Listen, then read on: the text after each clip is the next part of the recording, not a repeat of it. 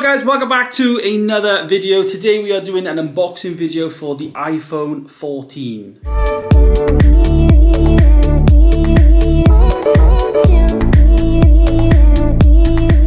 Yes, it is iPhone 14 Pro launch day here in the UK. The date is the 16th of September, Friday to be precise, and we have the unboxing here. This is the iPhone 14 box. This is the purple version for this phone. This is actually like a bit more of a lighter purple than the Pro model. That comes in a deep purple, I think Apple's calling it, whereas this one is just called purple. So anyway, this is the box. That's the artwork we get on the front. So that's like the wallpaper for the year for the iPhone 14. This is not the Pro model, so this is obviously the standard 14 model. And this has some little upgrades, but not as much really than the Pro models do this year. So let's just unbox this. Let's just peel these off. First thing I am noticing, actually in Nikias Molina's video actually, he did say about the back of this being like more of a textured feel, and you can feel like the actual words, like the printing is actually printed there rather than like a sticker, if that makes sense. So you can feel that, so yeah, he was right there. Anyway, let's unbox the iPhone 14. I haven't got two cameras today, so we just make do with one. Here it is, and inside, this is that 14 colour. Very, very nice. Very much like a lilac colour. God, I really like this colour. Fair play. We'll just move the phone to the side though for now and check what else is in the box. Of course, we do get two things. This is the smaller boxes still, so it's no power brick and all that. You will need to get your own power brick. But we firstly get the pamphlet of stuff that we get inside. We also get a sticker as well. White, unfortunately, not colour matched, which is, I mean, small details, Apple, would be nice.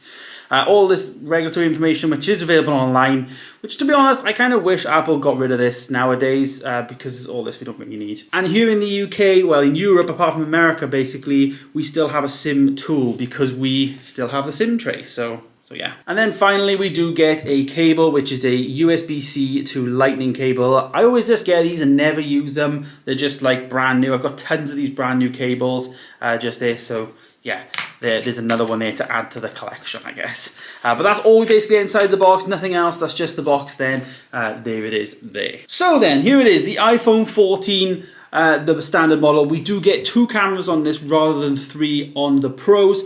We get the main camera and the ultra wide. There's no telephoto lens, I believe, on the iPhone 14. A very, very accessible size as well. It's exactly the same size as the iPhone 12, as well as the iPhone 13 screen sizes. And that comes in at 6.1 inches of screen size. So let's just do that and take off this protector here for the screen, and we'll be left with the phone. So I'm just going to boot this up now, and then we'll get into what's new with the iPhone 14. So first thing I am noticing with these size phones, I am a Max user, not a smaller phone screen user, and I am noticing that this is a very nice and comfortable size phone to hold. I got to be honest, it does feel pretty comfortable. It also is not too thick, but not too thin as well. Obviously caseless right now on this phone, and it's pretty nice to actually hold in the hand, I'm not gonna lie. The color as well, while it's all booting up and all activating and stuff, the color as well, I actually really do like this color.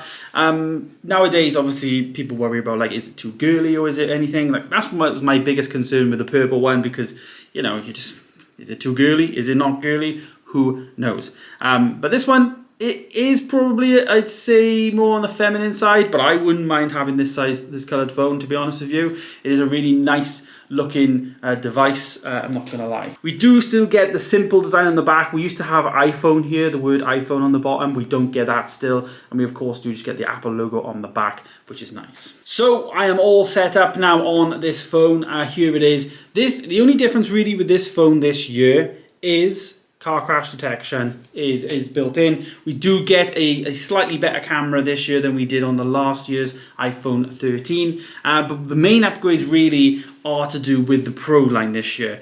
Apple's doing this thing now where they're doing these standard models like 14, 15, 16, probably to follow in the coming years. So what's going to happen every year is the Pro chip that we've got this year, which is the A16 chip, next year that'll come down to the iPhone 15. Well, at some point there needs to be a duplication. So the only negative to this phone really is this has the exact same chip that the iPhone 13 has. There is some advantages, however, though, because you can get a slightly bigger size now with this phone. You can get now an iPhone 14 Plus, which comes in that max size, and I think it's $200 cheaper than the actual Pro Max price. So you do get a little bit more phone, but you give up a few of the features, obviously, for that Pro Max device. The other difference mainly with the Pro phone this year is that notch. And now the new phones do get that dynamic island, whereas in this case we do still have the notch. That is still present here. To be honest, I'm not an anti-notch person. I really like the notch. To be honest, I think it's quite a statement really from Apple. Like it's identical. Do you know what I mean? I like to identify that that's Apple without it being Apple. And I like the fact that the notch even is on my MacBook as well. I actually don't mind the notch device. However, the dynamic island, I'm going to be getting a Pro Max, of course,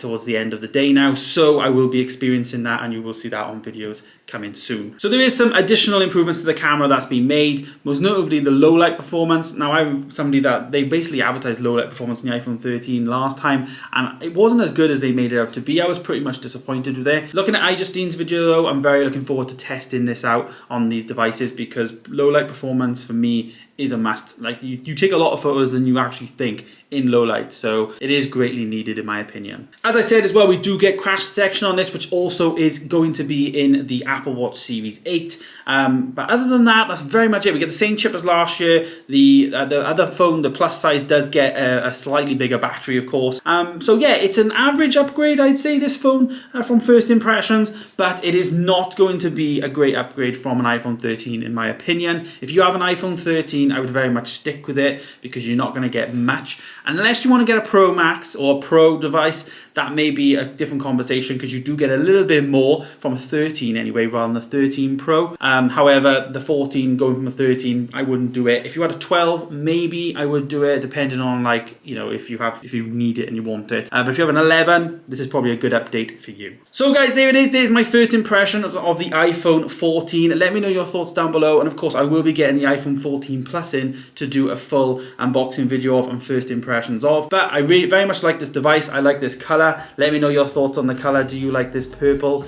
down below? I think it looks really sweet actually. But yeah, thank you guys for watching. Stay tuned for more videos coming soon. Today there's gonna be a ton of videos out. Of course, my Pro Max video coming out, and of course guys, we do have the Apple Watch Series 8 in now today, and I will be unboxing that very, very shortly. So stay tuned, and I'll see you in the next one.